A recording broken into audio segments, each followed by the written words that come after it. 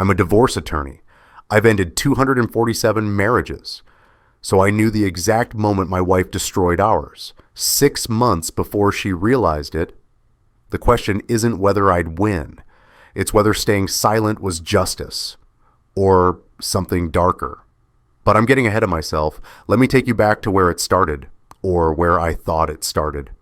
October 12th, 2023, a Thursday. The kind of unremarkable autumn day that changes everything while pretending to be nothing at all. My office smelled like leather and old paper, the smell of endings. I just finalized the Morrison divorce. 18 years of marriage, 3 kids, dissolved because Daniel Morrison's wife found out he'd been sleeping with her sister for 2 years. He sat across from my desk, signing the decree with a hand that shook just enough to smudge his signature. "Did you see it coming?" he asked. I looked up from the paperwork. "See what coming?" "That she'd leave, that she'd take everything." He laughed, but it sounded like something breaking. I don't know what I thought, that she'd forgive me maybe, that love was enough. I slid the signed decree into a manila folder. The sound of paper against paper, final. "Mr. Morrison, love isn't a contract, but marriage is. You violated the terms. She enforced the penalty." He stared at me like I'd just explained death to a child. "You make it sound so cold." "I make it sound accurate." I stood, extended my hand, professional, distant. "You'll receive the final documents within 2 weeks. My office will handle the filing." He didn't take my hand right away, just sat there looking at his wedding ring, still wearing it. They always do, even after signing everything away. "Do you have a good marriage, Mr. Mitchell? You seem like you'd know how to avoid this." I smiled, the kind of smile I'd perfected over 12 years of practice. Reassuring, impenetrable. 12 years and counting, 2 kids, we're solid. "That's good." He finally shook my hand. "Hold on to that, because this..." He gestured at the folder, at the office, at the wreckage of his life. "This is hell." After he left, I stood at my window overlooking downtown Chicago. October lights slanting through glass towers. I twisted my wedding ring. Not nervously, just testing if it still fit, wondering when I'd started doing that without noticing. My phone buzzed against the desk. Jennifer. "Can we talk tonight?" Important. I'd been expecting this for 3 weeks. 3 weeks since I'd noticed the late meetings. 3 weeks since her perfume changed. Something heavier, muskier, definitely not the jasmine I'd bought her for our anniversary. 3 weeks since she'd started sleeping facing away from me, a geography of distance measured in inches that felt like miles. I typed back, "Of course." After the kids' bedtime, her reply came instantly, "Perfect, love you." I stared at those 2 words, "love you," no punctuation, no emoji, just reflex. The way you'd say, "bless you," after a sneeze. Automatic, meaningless. I pocketed the phone and looked at my calendar. 3 more consultations today.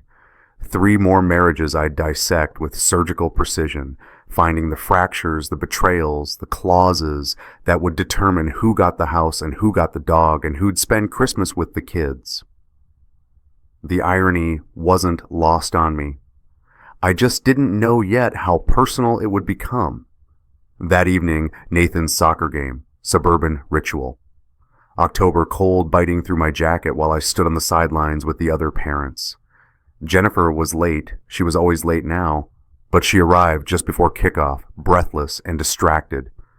Sorry, she said, sliding next to me. "Meeting ran over." She kissed my cheek, the new perfume again. Not jasmine, something expensive, something I hadn't bought. "Which meeting?" I asked. Casual, conversational, the way you'd ask about the weather. "Henderson Corp, the Q4 projections." She didn't look at me when she said it. Just watched Nathan dribble the ball downfield, her arms crossed against the cold. Michael wanted to go over the numbers again. Michael Henderson, her boss. CFO of Henderson Corp, where Jennifer had worked for 6 years, climbing from finance associate to senior manager. I'd met him twice, once at a company holiday party, once at a corporate charity dinner, mid-50s, divorced, the kind of confidence that comes from wealth and a corner office. He'd shaken my hand, both times with just slightly too much pressure, alpha posturing. "Sounds tedious," I said. "It is." She checked her phone once, twice, 3 times in 5 minutes. Nathan scored. We cheered. Jennifer's cheer was half a second late, distracted. The other parents noticed. I saw Carol Reynolds, team mom, neighborhood gossip, glance over, eyebrows raised just enough to communicate trouble in paradise. After the game, Nathan ran over, grass-stained and grinning. "Did you see, Dad? Did you see?" I scooped him up.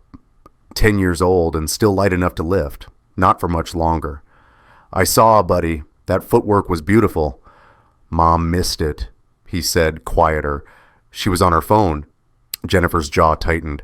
"I saw it, Nathan. I was right there." "You were looking at your phone." "Nathan." Her voice had an edge now. "I said I saw it." He deflated, just slightly. The way kids do when they realize truth doesn't matter as much as keeping the peace.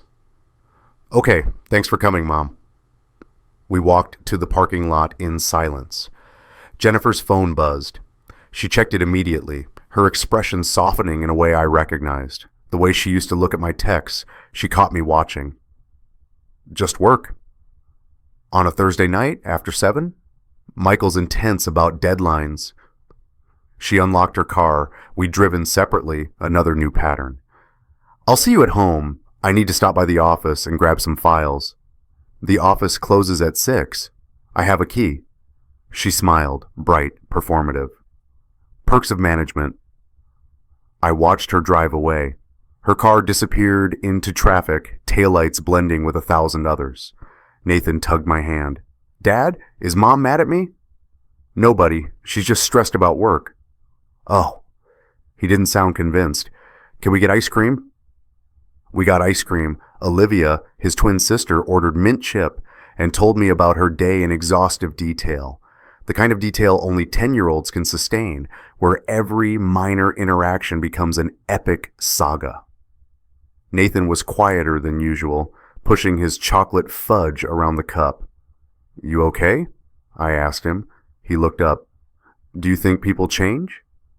"What do you mean?" "Like, do people become different people, or are they always the same inside?" 10 years old and asking questions that could break a philosopher. I chose my words carefully. People grow. Sometimes they grow together. Sometimes they grow apart. "Is that what's happening with you and Mom?" My spoon stopped halfway to my mouth. "Why would you ask that?" "She's different." He said it simply, factually. "She doesn't laugh at your jokes anymore, and she's always on her phone, and you do that thing." "What thing?" "You twist your ring. You didn't used to do that." Out of the mouths of babes. I looked at my hand. Sure enough, I was doing it, right then, twisting the gold band like a worry stone. "Your mom and I are fine," I said. The lie tasted like ashes. "We're just busy, that's all." Nathan nodded, but his eyes said he didn't believe me. Kids always know. They're fluent in the language of tension, the grammar of things unsaid. When we got home, Jennifer's car was in the driveway. The house lights were on, warm, golden, the picture of suburban contentment. Inside, she changed into yoga pants and an oversized sweater. Comfortable, domestic. She smiled when we walked in. "How was ice cream?" "Good," Olivia said, already launching into the same story she'd told me with fresh enthusiasm. I watched Jennifer listen, really listen the way she used to listen to me. Nodding in the right places, asking follow-up questions, engaged, present. And I thought, she's performing, not for the kids, for me. After they went to bed, stories read, teeth brushed, the chaos of bedtime routine finally settling into silence. Jennifer poured 2 glasses of wine, Pinot Noir. She handed me one and sat on the opposite end of the couch. Not next to me, opposite. "So," She said, "We should talk." Here it was, the conversation I'd been expecting. I sipped the wine and waited. She took a breath. "I've been thinking a lot about us, about our marriage." "Okay. We're good parents, great parents, but..." She swirled her wine, watching the liquid catch the light. "When's the last time we were good partners?" "What do you mean?" "Robert." She said my name like a sigh. "We're roommates. We coordinate schedules and share child-rearing duties and have sex maybe twice a month. 3 times last month. And it's fine. It's fine. But is fine enough?" She looked at me then, her eyes searching for something. Permission, maybe. Absolution. "I don't want to wake up in 20 years and realize we wasted our lives being fine." I set down my wine glass. "What are you asking for?" "Have you ever heard of ethical non-monogamy?" The question landed like a punch. Clean, precise, devastating. "Ethical non-monogamy," I repeated. "It's not cheating, it's honest, it's..." She reached for a book on the coffee table. I hadn't noticed it before, but now I saw it clearly. Some pop psychology paperback with a minimalist cover and a title about modern love. There's research. Couples who embrace it report higher satisfaction, better communication. You want an open marriage. I want us to be honest about our needs. I want permission to explore. Who is he? She blinked. What? The person you want permission to explore with. Who is he? There's no, Robert, you're misunderstanding. This isn't about someone specific. This is about us acknowledging that monogamy is a social construct that doesn't work for everyone. So there's no one. I kept my voice level, conversational, the same tone I used in depositions. You just woke up one day and decided to read a book about ethical non-monogamy, spontaneously, out of purely theoretical interest. Her jaw tightened. You're being reductive. I'm being accurate. I picked up the book. The spine was cracked in multiple places, well read, underlined passages visible through the pages. How long have you been thinking about this? Does it matter? Yes. She sighed. A few months. A few months, while I was signing divorce decrees for people who'd destroyed their marriages with lies, my wife was reading books about how to reframe infidelity as liberation. And if I say no? I asked. Then we talk about it. We go to therapy. We figure out what we both need. She leaned forward, earnest now, pleading. Robert, I'm not trying to hurt you. I'm trying to save us before we become another statistic in your office. The irony was so thick I could choke on it. I looked at her, really looked, trying to find the woman I'd married 12 years ago, the woman who'd painted our first apartment's kitchen yellow because she said it made her happy, the woman who'd cried with joy when we found out we were having twins, the woman who'd held my hand at my father's funeral and whispered, I'm here, always. That woman was gone. Or maybe she'd never existed. Maybe I'd married a performance. Okay, I said. She froze. Okay? You can explore ethically, non-monogamously. I stood, leaving the wine unfinished. But I won't be, just so we're clear. Her relief was immediate, visible. She actually smiled. Robert, thank you. Thank you for being open-minded about this. I know it's not traditional, but I need to make some calls for work. I headed toward my home office. We'll talk more about boundaries later. Of course. Yes, whatever you need. I closed the office door behind me and stood in the darkness for a long moment. My hands were steady. That surprised me. I thought they'd shake. But 12 years of practicing law had taught me how to compartmentalize, how to separate feeling from function. I turned on the desk lamp and pulled out my phone. 3 texts from unknown numbers were waiting. All from today. All time-stamped during Nathan's soccer game when Jennifer had been checking her phone. I didn't need to guess who they were from.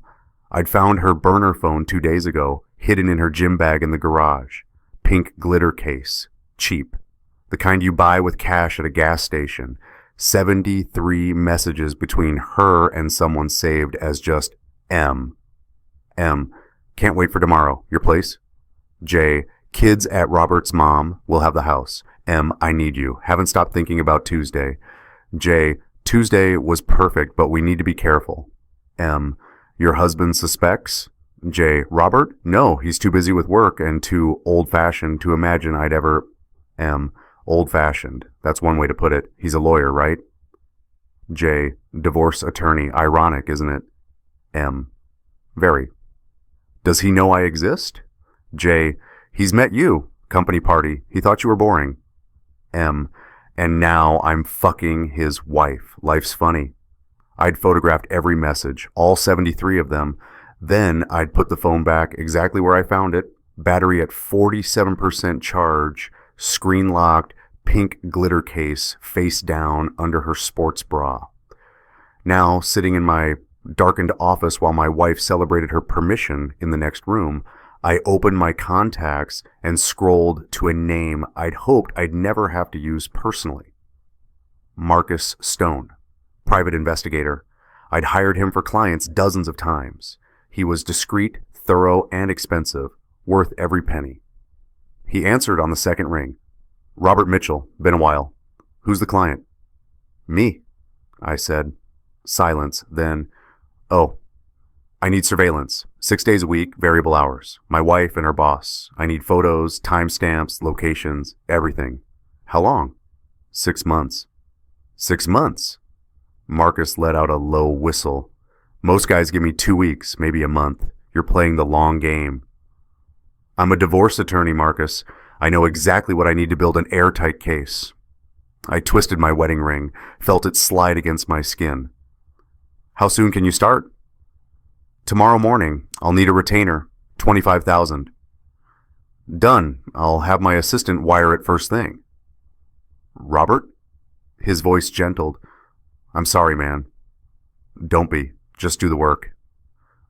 After I hung up, I sat in the dark for a while longer. The house was quiet.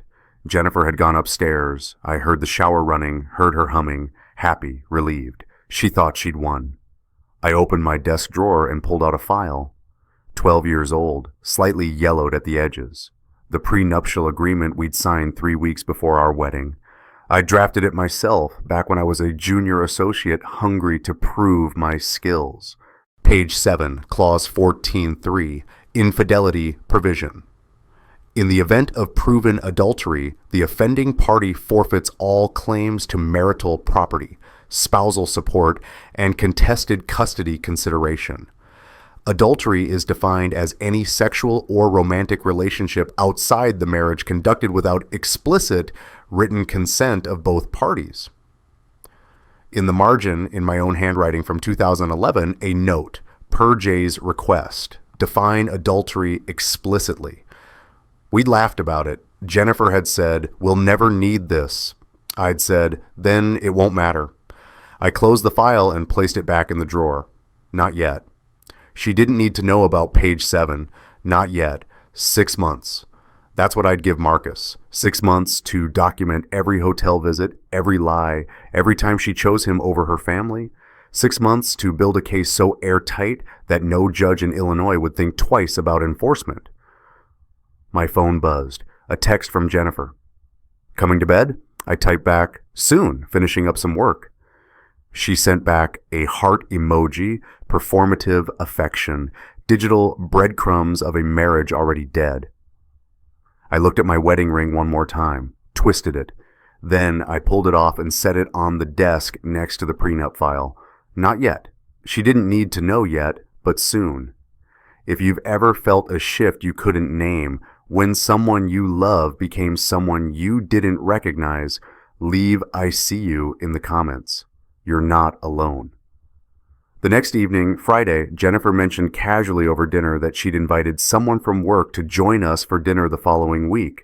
Someone I should meet. Someone important to her professional development. Michael Henderson, she said, passing the salad bowl to Olivia. You've met him before, but not really. I thought it would be nice, a social thing. Nathan looked up from his chicken. The boring guy? I almost laughed. Where'd you hear that? You said it after the company party. You told Mom he was boring and had bad breath. Jennifer's smile tightened. Nathan, that's not polite. But Dad said it. Doesn't mean you repeat it. She looked at me. So? Wednesday night? I'll cook? I took a bite of chicken, chewed slowly, swallowed. Sure, sounds great. Her relief was palpable. Wednesday came. Jennifer had cleaned the house, top to bottom, changed clothes 3 times, made enough food for 8 people.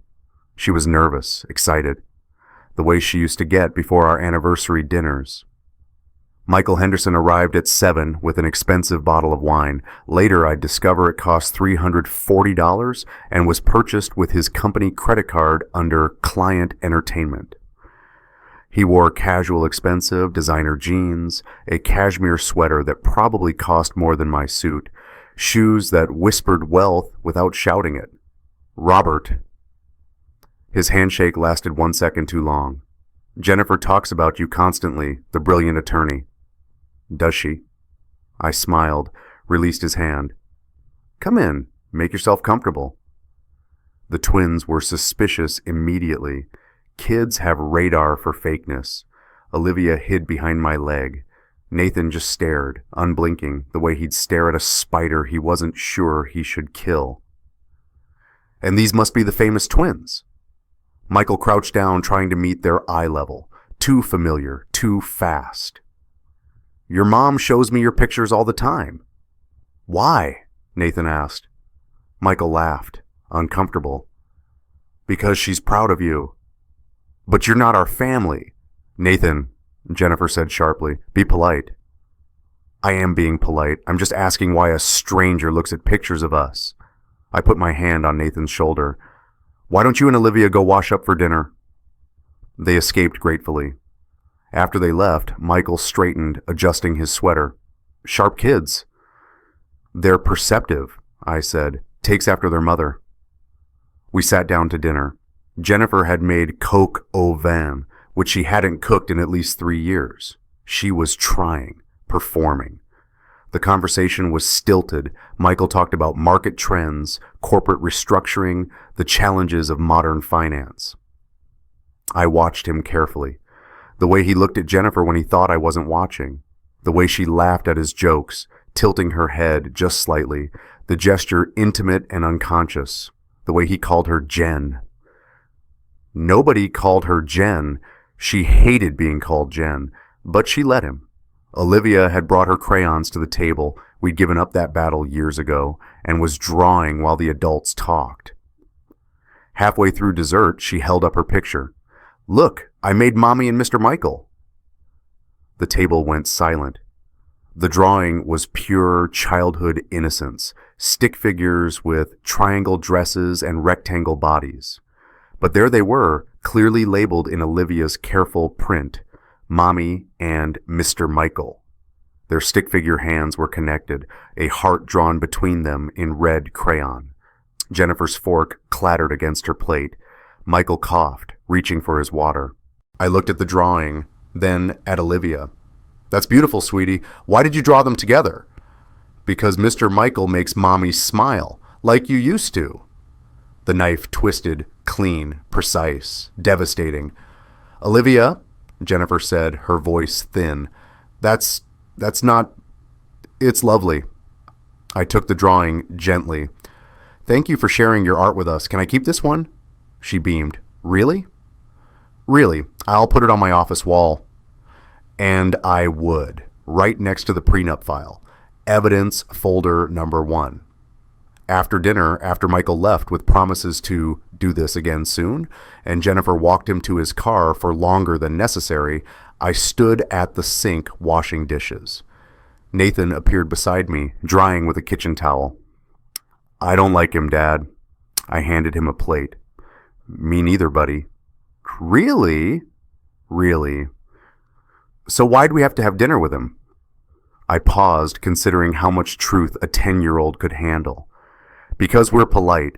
Because sometimes we do things we don't like because someone we love asks us to. Do you still love Mom? The plate I was holding slipped. I caught it before it shattered. Yes, but love is complicated. That's what Mom said when I asked her if she loved you. The water ran, steam rose. The plate was clean, but I kept scrubbing. What did she say exactly? She said love is complicated and sometimes people grow apart, and that doesn't mean anyone's bad. Just different. He folded the towel carefully, the way I'd taught him. Dad, are you and Mom growing apart? I looked down at my son, 10 years old with my eyes and Jennifer's stubborn chin and an emotional intelligence that broke my heart. I don't know yet, I said. It was the most honest answer I could give. But whatever happens, you and Olivia, you're the most important thing, always. He hugged me then, unexpected, fierce. We're polite, he whispered, but only for now. I held my son in our kitchen while my wife said goodnight to her lover in our driveway, and I thought, 6 more weeks, just 6 more weeks of evidence. I'd built the cage 12 years ago, drafting that prenup in our first apartment, carefully defining terms, protecting assets. I just never thought she'd walk into it, but she was, step by step, lie by lie, text message by text message. I was a divorce attorney. I'd ended 247 marriages. Mine would be 248, but it would also be perfect. 6 months is a long time to pretend. 6 months of waking up next to someone who's sleeping with someone else. 6 months of how was your day and did you pick up milk and Nathan needs new cleats. 6 months of performing normalcy while documenting betrayal. The holidays were hardest. Thanksgiving dinner with my mother, where Jennifer played the devoted wife, squeezing my hand across the table while texting Michael from the bathroom. Christmas morning, watching the twins open presents while I wondered if the diamond earrings Jennifer wore, the ones I definitely didn't buy, came from him. New Year's Eve. She kissed me at midnight. It tasted like lies. But I was patient because patience isn't passive. Patience is strategic. By April, I had everything. Marcus called on a Tuesday afternoon. I'm at your office. You'll want to see this in person. He arrived with a leather binder, the kind you'd use for a wedding album, except this one documented the death of a marriage instead of the beginning. He set it on my desk with the weight of something both precious and terrible. 6 months, he said, as requested. I opened it. Photo number 1, October 18th, 2023. The Grayson Hotel downtown. Jennifer entering at 2:47 p.m. Michael Henderson entering at 2:52 p.m. Different entrances. Careful, not careful enough. Photo number 2, same day, 6:14 p.m. They exit together. His hand on her lower back. She's laughing, head tilted. That gesture, the one she used to save for me. I turned the page. Photo number 3, number 4, number 5.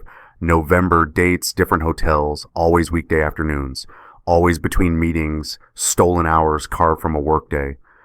Photo Saskler on 12, December 10th, my birthday. I'd been in trial all day. She'd said she was at a client dinner. The photo showed her at Giovanni's, our anniversary restaurant, sitting across from Michael. She wore the black dress, the one she'd worn to our wedding rehearsal dinner. I kept turning pages. Photo number 27, January 8th. She'd told me she was attending a finance conference in Milwaukee. The photo showed her checking into the Peninsula Hotel in Chicago. Michael's car in the parking garage, license plate visible. Photo Matra 34, January 14th, our anniversary. 15 years together, 12 married. She'd said she had to work late.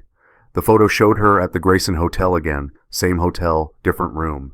She wore the blue dress I'd bought her for this anniversary, the one still hanging in her closet with the tags attached because she'd said she was saving it for something special. This was the something special. That one hurt. I'll admit that. The clinical detachment I'd maintained for months cracked just slightly. Marcus saw it. You okay? I closed the binder. The leather was cold under my palms, smooth. Quality material for quality evidence. How many photos total? 127, GPS logs placed them together 43 times over 6 months. Hotels, restaurants, twice at her gym during off hours, once at his lake house in Wisconsin. He slid a flash drive across my desk. Digital copies, time-stamped, geotagged, authenticated. Any of these would hold up in court. All of them together, airtight. Good. Robert, he leaned forward. Most guys, when they see this kind of evidence, they explode. They confront immediately. You've been sitting on this for 6 months, watching it happen. That takes a special kind of control. Or a special kind of damage. Maybe both. He stood to leave, then paused. For what it's worth, she's going to regret underestimating you. After he left, I sat alone with the binder. 127 photographs, 127 moments of betrayal, frozen and cataloged. I should have felt triumphant. I'd done exactly what I'd set out to do. 6 months of perfect documentation. Instead, I felt hollow. I picked up my phone and called the one person I'd been avoiding. My paralegal, Sarah, who'd worked with me for 8 years and knew me well enough to read silence. I need you to pull our prenup file, the Mitchell case. Pause. Your personal prenup? Yes. Robert, just pull it, Sarah, and schedule a consultation with Dr. Patricia Wallace, the child psychologist we use for custody evaluations. Longer pause. Are the twins okay? I don't know yet. That's why I need the consultation. I heard her exhale. Professional. Steady. I'll have the file on your desk in an hour. And Robert, I'm sorry. Don't be. Just do the work. But she was right to be sorry, because that afternoon, sitting in Dr. Wallace's office, I learned exactly how much damage 6 months of pretending had done. Dr. Wallace was in her 50s, with kind eyes and the particular gentleness of someone who spends her days piecing together children's broken worlds. She'd seen the twins 3 times over the past month, sessions Jennifer thought were routine checkups because the school had recommended them. They weren't routine.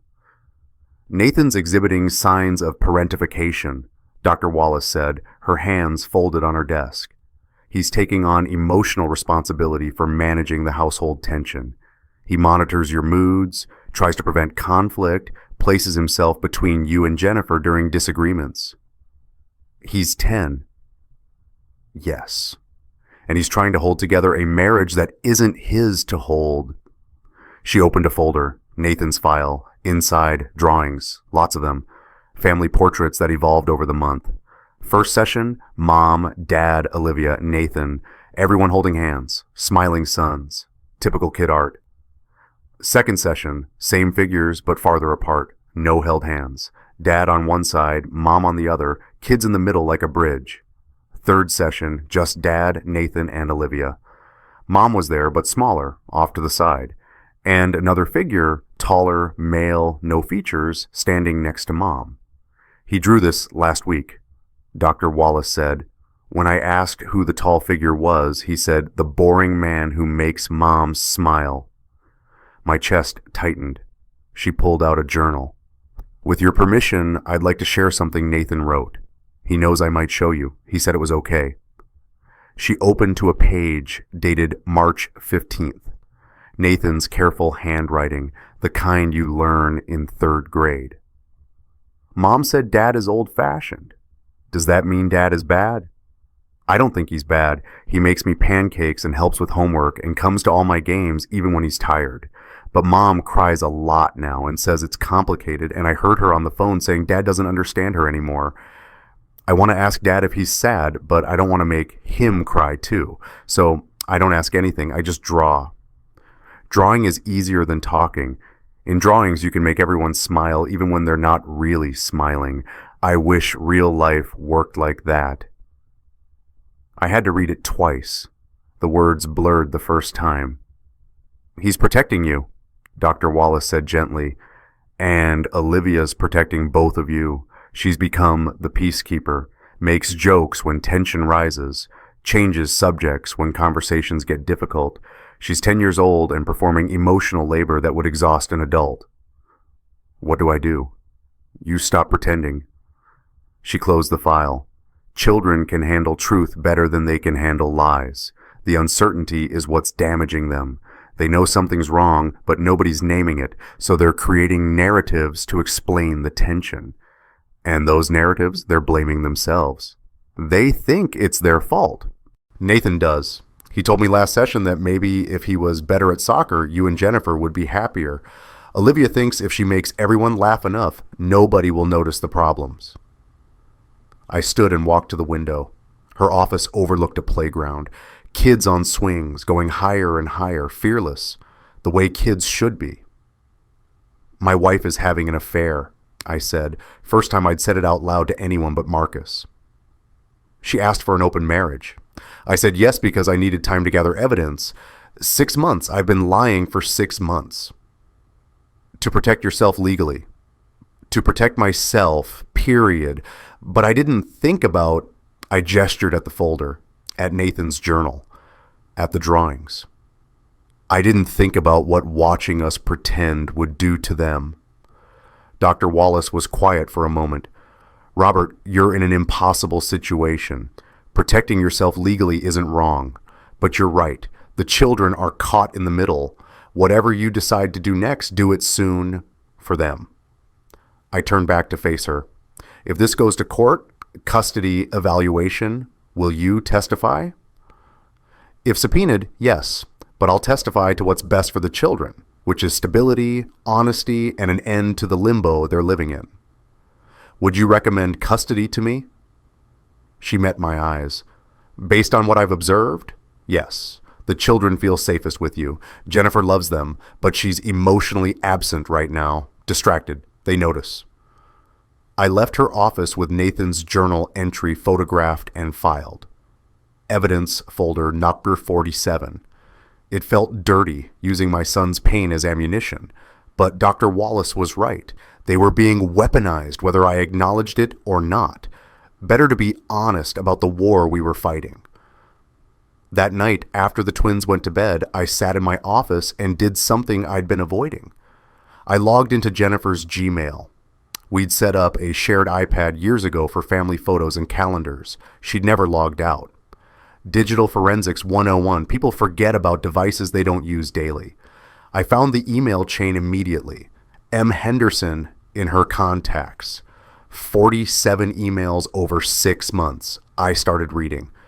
November 3rd, 2023, from Jennifer Mitchell to M. Henderson. Subject, tomorrow, Michael. I can't stop thinking about yesterday. You make me feel alive in ways I forgot were possible. Robert and I, we're comfortable. We're co-parents, but we're not partners anymore. Haven't been for years. Tomorrow, 2 p.m., same place. I'll bring the wine. J. I kept reading. December the 1st, 2023, from M. Henderson to Jennifer Mitchell. Subject, Re. He suspects? Jen, your husband suspects? M. From Jennifer Mitchell Robert. No, he's too busy with work. And honestly, he's too old-fashioned to imagine I'd ever do something like this. He thinks marriage is sacred. It's almost sweet how naive he is. Besides, I asked for the open marriage. He said yes. Technically, I have permission. J. From M. Henderson. Just be careful. He's a divorce attorney. He knows the game. From Jennifer Mitchell. Robert doesn't play games. He follows rules. That's his weakness. People like us, we make our own rules. People like us. She'd formed a team. Her and Michael against the world. Against me. I scrolled further. January 20th, 2024. From Jennifer Mitchell to M. Henderson. Subject, your wife, Michael. You said Claire's getting suspicious. Here's what you do. Tell her you're working late. She's too trusting to check. Tell her the company's going through restructuring and you're stressed. She'll back off. Robert's the same way. These loyal types never suspect until it's too late. They think everyone operates with their level of integrity. It's honestly kind of sad. See you Thursday. I'm wearing the red. J. She called us loyal types, like it was a weakness, like loyalty was something to be exploited rather than honored. I printed every email, 47 pages, added them to the folder, evidence file NUS 48. My phone rang, unknown number. I almost didn't answer, but instinct, lawyer instinct, made me pick up. Is this Robert Mitchell? A woman's voice, cultured, strained. Speaking. This is Claire Henderson, Michael's wife. We need to talk. The world tilted slightly. Mrs. Henderson, I know about my husband and your wife. Her voice was steady, but I heard the tremor underneath, the effort of control. I've known for 2 months. I hired a private investigator, and I think we should meet. We met the next day at a coffee shop in Oak Park. Neutral territory. Claire Henderson was elegant in the way old money often is. Understated jewelry, perfect posture, the kind of composure that comes from a lifetime of managing disappointment gracefully. She slid a folder across the table. My evidence. I opened it. Different PI, same story, photos of Michael and Jennifer. Different angles, different dates, but the same narrative. Betrayal documented in high resolution. I found out in February, she said, stirring coffee she wouldn't drink. Valentine's Day, actually. He gave me roses and took her to the peninsula. My PI found the credit card receipt, charged to the company card under client entertainment. I'm sorry. Are you? She looked at me directly. Your wife asked for an open marriage. You said yes. Did you mean it? No. But you said yes anyway. I needed time. Understanding crossed her face. You're building a case. For 6 months. She smiled, but it was bitter. Smart. I confronted Michael immediately. Stupid. He denied everything, gaslit me, made me feel crazy. I wish I'd been as strategic as you. It's not strategy, it's survival. Maybe both. She pulled out another folder, thicker. Robert, I need your help, and I think you need mine. I opened the second folder, financial records. Michael's company credit card statements, spreadsheets, highlighted charges, months of them. What am I looking at? Embezzlement, $380,000 over 18 months. Her voice was calm, clinical. Hotels, jewelry, cash withdrawals labeled as consulting fees. There are no consultants. It's all for her, for your wife. I scanned the documents line by line. Hotel charges, $18,400 for 14 stays at the Grayson. Tiffany and Copras, $12,800 for a necklace and earrings I'd never seen Jennifer wear, probably keeps them at his place. ATM withdrawals, $47,000 in cash untraceable. Business dinners, $23,000 at restaurants, many I recognized from Marcus's surveillance photos. Page 4, highlighted in yellow. Executive consulting, $4,200. The date, January the 6th, 8th. The conference in Milwaukee she'd supposedly attended. There was no conference. There was a weekend in Napa, charged to Henderson Corp. This is fraud, I said. It's felony embezzlement in Illinois. Class 2 felony for amounts over $100,000. 2 to 5 years minimum. I looked up at her. You've done your research. My father was a federal prosecutor. I know how to build a criminal case. She leaned forward. Robert, I could go to the police tomorrow. But if I do that alone, Michael gets a lawyer, fights the charges, maybe pleads down. But if we coordinate, if we present this as part of a larger pattern of fraud and infidelity, the DA will take it more seriously. You want to combine our cases. I want justice, real justice, not just divorce settlements and custody arrangements. I want consequences that matter. Her composure cracked slightly. He stole from his company to fund an affair with your wife. She helped him do it, knowing he was married, knowing I existed.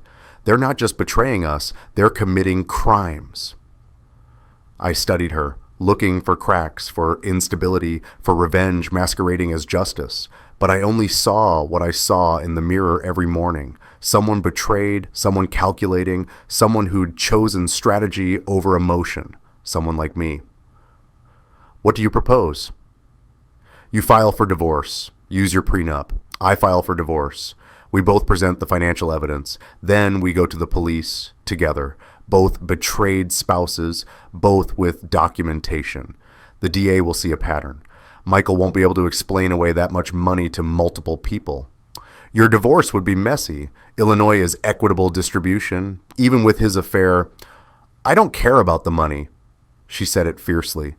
My father left me a trust. I'm fine. I want Michael's reputation destroyed. I want him unemployable. I want everyone at his golf club and our country club and our kids' school to know exactly what he is. Social death. The punishment that mattered more than money to people like the Hendersons. And Jennifer, I asked, your prenup gives you legal protection, but I assume you want more than that. I want full custody. I want her to understand exactly what she signed away. And I want her to know I knew the whole time, 6 months of watching her lie. Claire extended her hand across the table. Then we have a deal. I shook it, not like friends, like co-conspirators with a shared enemy. One question, she said. Why did you wait 6 months? Most people would have confronted immediately. Because I'm a divorce attorney. I know that anger loses cases. Evidence wins them. I released her hand, and because I needed to be sure, absolutely sure, that when I pulled the trigger, there'd be no recovery, no reconciliation, no do-overs. Are you sure now? I thought about Nathan's journal. I don't want to make Dad cry too. I thought about Olivia's drawing. Mr. Michael makes Mommy smile, like you used to. I thought about the woman I'd married, who'd painted a kitchen yellow and promised forever, and the stranger sleeping in my bed who called me old-fashioned like it was an insult. Yes, I said, I'm sure. We spent the next hour coordinating. Claire gave me copies of her financial evidence. I gave her copies of Marcus's surveillance. We agreed I'd file first mid-April. She'd file 1 week later. Then, together, we'd go to the Illinois State's Attorney's office with the embezzlement evidence. Before we parted, she touched my arm. Robert, thank you for not making me do this alone. We're not alone, not anymore. After she left, I drove to a different coffee shop across town, called the number Sarah had given me.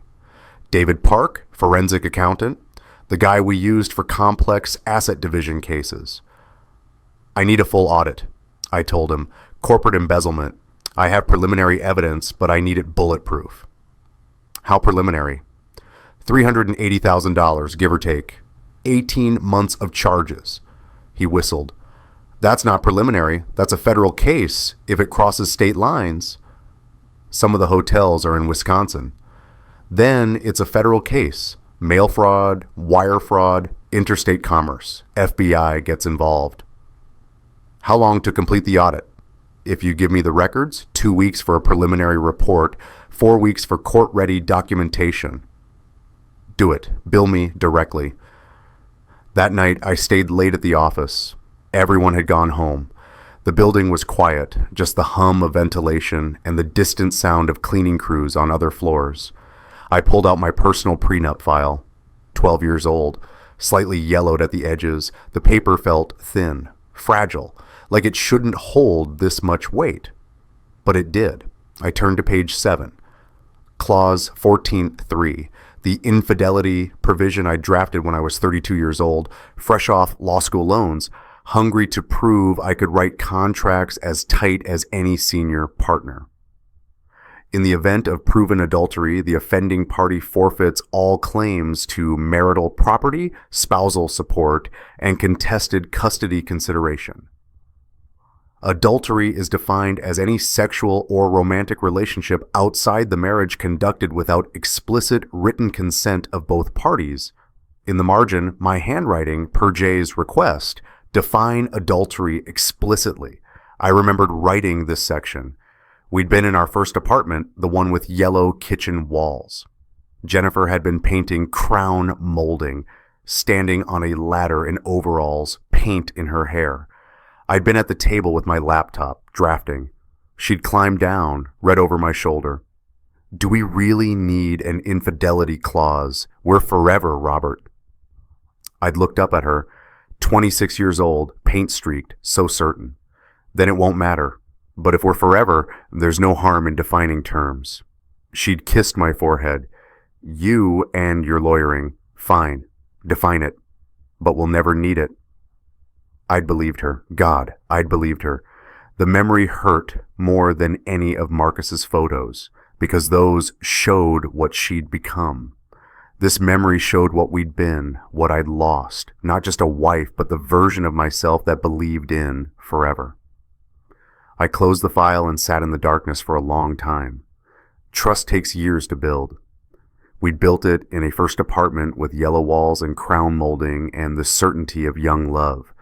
We'd built it through law school debt and pregnancy scares and the twins' first words and family vacations and 1,000 small moments of choosing each other. And she'd shattered it in seconds. One affair, one burner phone, one email chain dismissing me as old-fashioned while coaching her lover on how to deceive his loyal wife. My phone buzzed. A text from Jennifer. Working late? I saved you dinner. Love you. Reflex. Habit. Lies we tell because we've said them so many times they've lost all meaning. I typed back, thanks. Home soon. But I sat in my office for another hour, looking at the prenup, at Nathan's journal, at the stack of evidence folders, 127 photos, 47 emails, $380,000 in embezzlement, 2 betrayed spouses, 2 damaged children, 1 marriage dead but not yet buried. I'd built the cage 12 years ago, drafting clauses in an apartment with yellow walls. I'd built it carefully, precisely, defining every term to protect what we were building together. I just never thought she'd walk into it. But she had. And now? Now I just had to spring the trap. Here's the question. Is strategic silence manipulation, or is it self-protection? Comment justice if you think Robert's doing the right thing, or too far if you think he should have confronted her sooner. I want to know. 6 more weeks. That's all I needed. 6 more weeks for David Park to finish the forensic audit. 6 more weeks for Claire to coordinate with her attorney. 6 more weeks to make sure every piece of evidence was documented, verified, admissible. 6 more weeks of sleeping next to someone I didn't recognize. 6 more weeks of how was your day and goodnight kisses that tasted like ash. 6 more weeks of watching my children tiptoe around tension they shouldn't have to manage. But I could do it because I'd already done 6 months. What was 6 more weeks when you were building something perfect? April 24th, 2024. 6 months and 12 days after I found the burner phone. The forensic audit was complete. 84 pages. David Park had highlighted every fraudulent charge in yellow. The document looked like it had jaundice. $380,472. Embezzled over 18 months from Henderson Corp to fund an affair with my wife. Claire and I had coordinated everything. My divorce filing was ready. Hers would follow in 5 days. The Illinois state's attorney had reviewed the embezzlement evidence preliminarily and was very interested. Their words, code for this is prosecutable, all I needed was one more piece, the confrontation, on record, witnessed. I texted Jennifer that morning, let's have dinner tonight, just us, I'll cook. 7 p.m., she responded immediately. That sounds perfect. Miss having time with just you. The lie was so casual it didn't even register as effort anymore. I got home at 6. The twins were at my mother's. I'd arranged it days ago, told them we were having grown-up dinner. Nathan had looked at me with those 2 knowing eyes and said, "Be careful, Dad." 10 years old and already fluent in foreboding. I cooked Jennifer's favorite. Pan-seared salmon, roasted asparagus, garlic mashed potatoes, opened a bottle of the Pinot Noir she liked. Set the table with our wedding china, the set we'd registered for 13 years ago, used maybe 10 times since. Everything perfect, everything precise. At 6:45, I placed a leather binder on the table next to my plate. The evidence, all of it. Marcus's photos, the emails, the financial records, the prenup. I positioned it so she'd see it the moment she sat down. Then I set up my phone on the bookshelf across the room, recording audio and video, legal in Illinois, one-party consent state. Everything that happened next would be documented. Jennifer arrived at 7:02, windblown and smiling. She'd stopped at home to change, wearing the blue dress, the anniversary dress, the one from photo number 34. "This is so nice," she said, kissing my cheek. "I feel like we haven't done this in forever." 6 months, I said. "We haven't had dinner alone in 6 months." She didn't catch the specificity, just smiled and sat down. I served the salmon, poured the wine. We made small talk, her work, my cases, Nathan's upcoming school play. Surface conversation, the kind of dialogue you have with acquaintances, not spouses. Halfway through the meal, she noticed the binder. "What's that?" "That's us," I said, "our marriage, documented."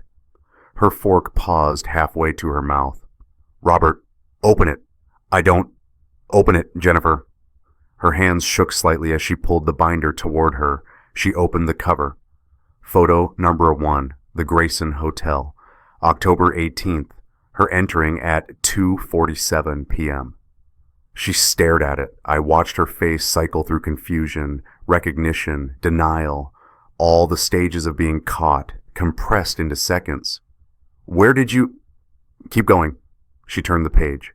Photo number 2, Michael entering the same hotel. Photo number 3, them leaving together, his hand on her back.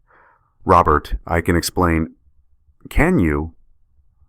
I took a sip of wine, perfectly calm, 6 months of practice. "Explain photo her 34, January 14th, our anniversary. You wore that dress, the one I bought you, to meet him." She found the photo, stared at it. Her face had gone pale. "You're wearing it right now," I said. "That's a nice touch, poetic, almost. This isn't— you don't understand." "I understand perfectly. I've understood for 6 months. I set down my wine.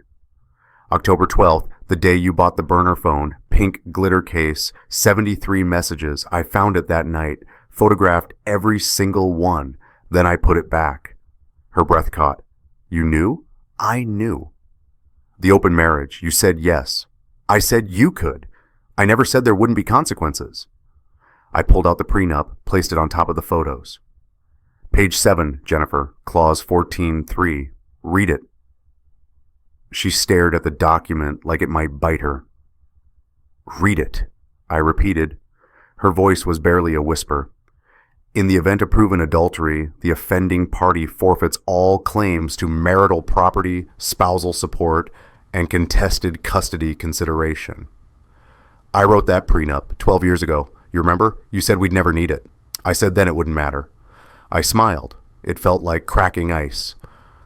"Turns out it matters." "Robert, please." "I have 127 photos, 6 months of GPS logs, 47 emails where you called me old-fashioned and coached Michael on how to lie to his wife." I pulled out another folder. "I have forensic evidence that Michael embezzled $380,000 from his company to fund hotels, jewelry, your affair." Her face went white. "What?" "Company credit cards, client entertainment, executive consulting." "There are no clients, there are no consultants, it's fraud. Class 2 felony in Illinois." "I didn't know." "You knew. January 6th, the Milwaukee conference that didn't exist. Weekend in Napa, $4,200 charged to Henderson Corp. You were there." She stood up, knocking her chair back. "This is insane. You've been, what, stalking me, spying on me?" "Documenting. There's a difference." I remained seated, calm. "I'm a divorce attorney, Jennifer. Did you really think I wouldn't notice?" The doorbell rang. Jennifer jumped. "Who's that?" "That would be Michael." I checked my watch. "Right on time." "What? Why would—" "Because you texted him 20 minutes ago from the bathroom. Robert knows. Come now." "I saw you do it." I stood, walked to the door. "Also, you're still sharing your location with me. You forgot to turn that off." I opened the door. Michael Henderson stood there, tie loosened, face flushed. Probably drove 90 the whole way. "What the hell is going on?" he demanded. "Come in, Michael. We're having a dinner party." I stepped aside. "Jennifer's inside. We were just discussing your embezzlement charges." He froze. "What?" $380,000, 18 months. Your wife Claire sends her regards, by the way. She hired a forensic accountant, very thorough. Also, I checked my watch again. The police should be here in about 3 minutes. "The police?" Jennifer's voice was shrill now. "Class 2 felony. Illinois State's attorney is prosecuting. Claire and I coordinated. We're both filing for divorce. We're both presenting financial evidence. And we're both pressing criminal charges." I looked at Michael. "You used company money for an affair. That's not just infidelity. That's fraud." Michael's face had gone from flushed to ashen. "You can't. I can. I did. I'm a lawyer, Michael.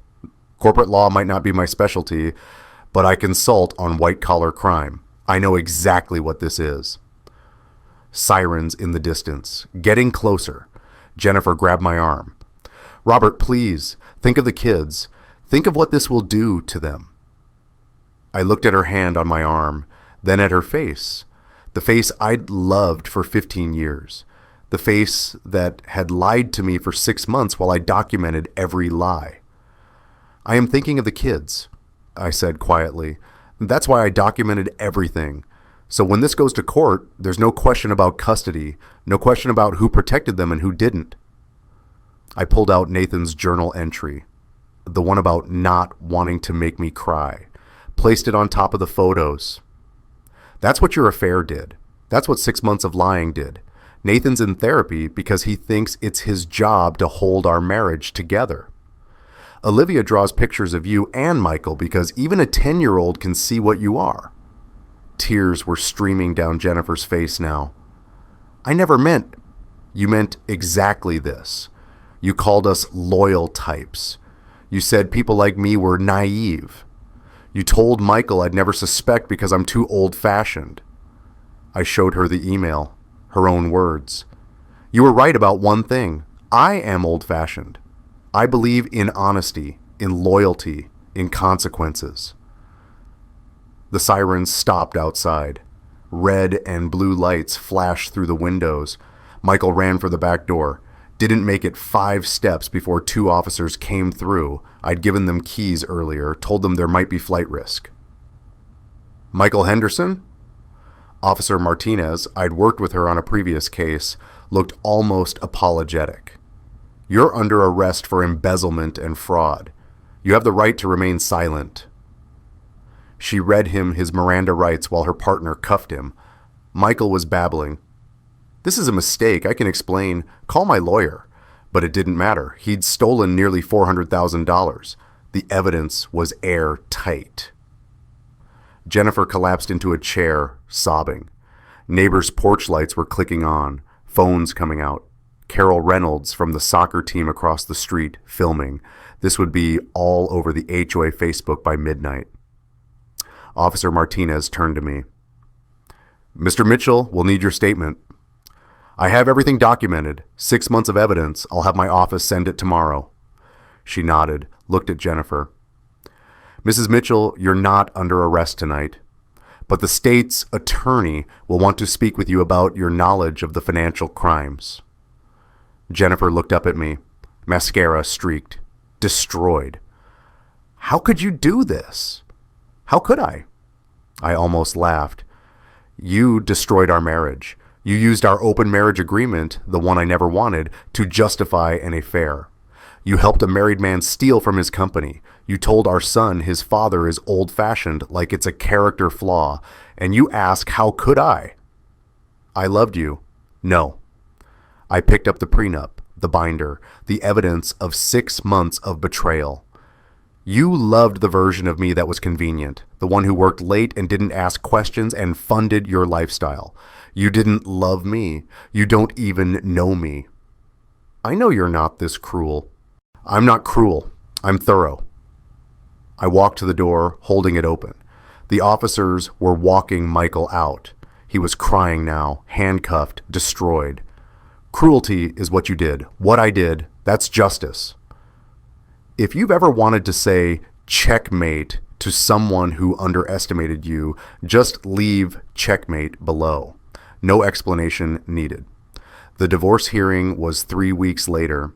Jennifer had hired Rachel Dunn, good lawyer, expensive, specialized in defending prenups, but there was nothing to defend. I'd written it. I'd defined every term. I'd made it bulletproof 12 years ago when I was a hungry associate trying to prove my skills. Now it was paying dividends. Judge Morrison was in her 60s, no nonsense, had seen every divorce trick in the book. She reviewed the prenup in silence while Rachel made her argument. Your Honor, my client signed this agreement under duress. Did anyone threaten Mrs. Mitchell? Judge Morrison didn't look up from the document. No, but did anyone coerce her?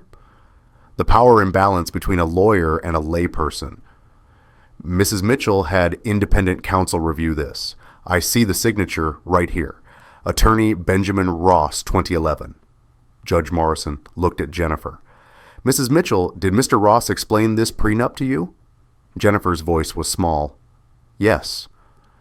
Did you understand that infidelity would result in forfeiture of spousal support and property claims? Yes, but I never thought. That's not what I asked. Did you understand the terms? Yes. Judge Morrison closed the file. Then it stands. The prenup is valid and enforceable.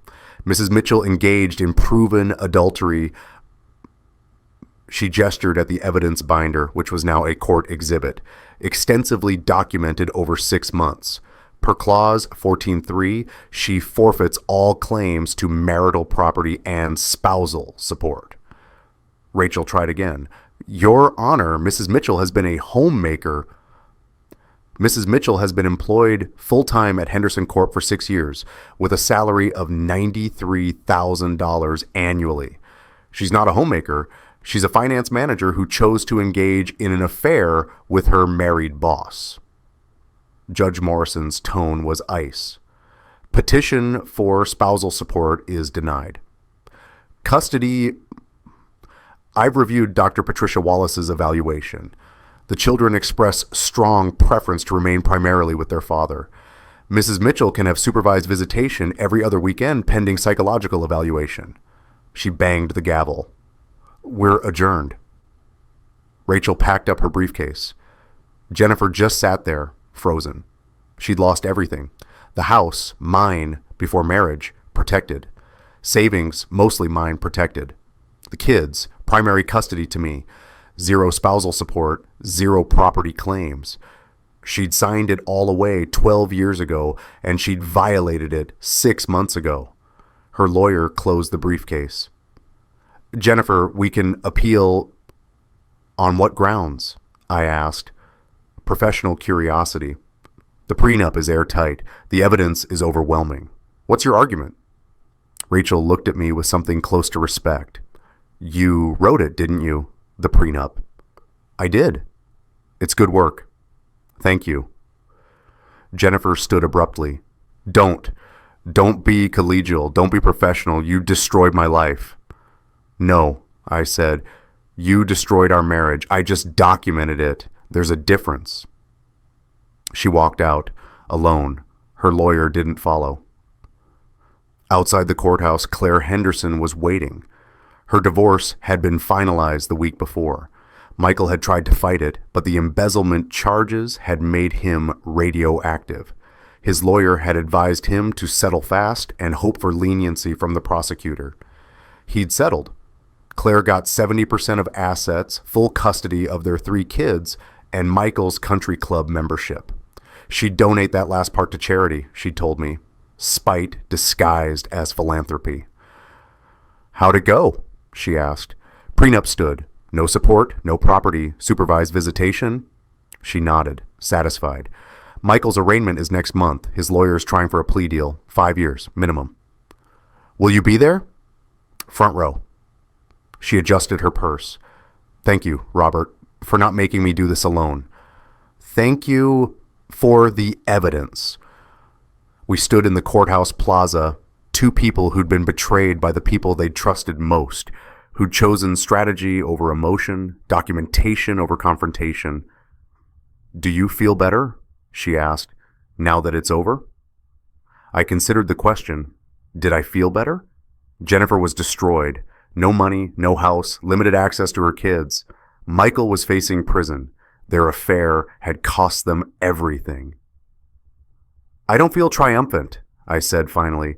I feel that right, like the universe balanced itself. Me too.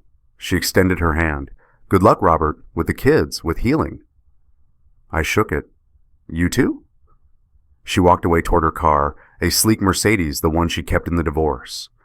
I watched her go, then pulled out my phone. 6 missed calls from Jennifer. 4 texts. Please, we need to talk. I'm sorry. I'm so sorry. The kids need their mother. Don't do this. I deleted them all. Turned off my phone, drove home to an empty house. The twins were still at my mother's. I'd pick them up tomorrow. Tonight, I just needed silence. I sat in the living room where Jennifer had pitched the open marriage 6 months ago. The same couch, the same coffee table. That pop psychology book was still there, forgotten. I picked it up and threw it in the trash. Then I went to my office and opened the evidence binder one last time. 127 photos, 6 months of lies, $380,000 in fraud, 2 destroyed marriages, 2 damaged families. Had it been worth it? I thought about Nathan's journal. I don't want to make Dad cry too. I thought about Olivia's drawing. Mr. Michael makes Mommy smile. I thought about strategic silence, about choosing documentation over confrontation, about building a case so perfect that no judge could question it. And I thought about the cost. 6 months of sleeping next to someone I didn't recognize. 6 months of pretending. 6 months of watching my children tiptoe around tension they shouldn't have had to manage. Strategic silence wasn't manipulation, but it wasn't innocence either. It was survival. Cold, calculated, necessary survival. I closed the binder, put it in the filing cabinet, locked it. The case was over. The marriage was over. Justice had been served. Now came the hard part, healing. 4 months later, August 2024, Nathan's therapy session, Dr. Wallace's office, same leather chairs, same plants in the corners. But Nathan was different, lighter, less burdened. Tell me about last week, Dr. Wallace said. Nathan shrugged.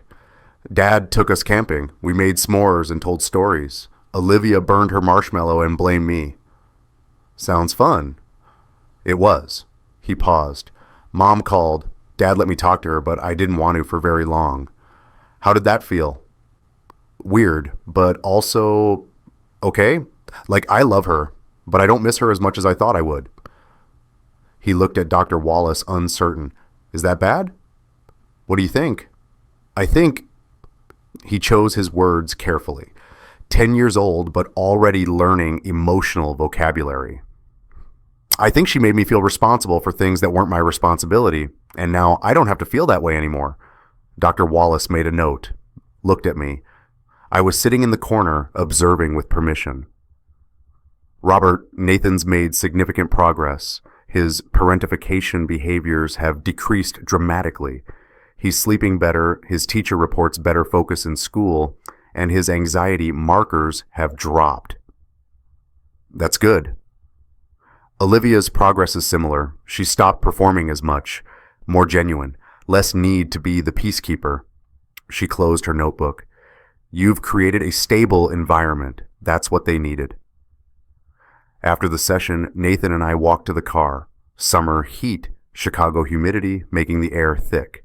He was quiet, processing. Dad, he said finally, can I ask you something? Always.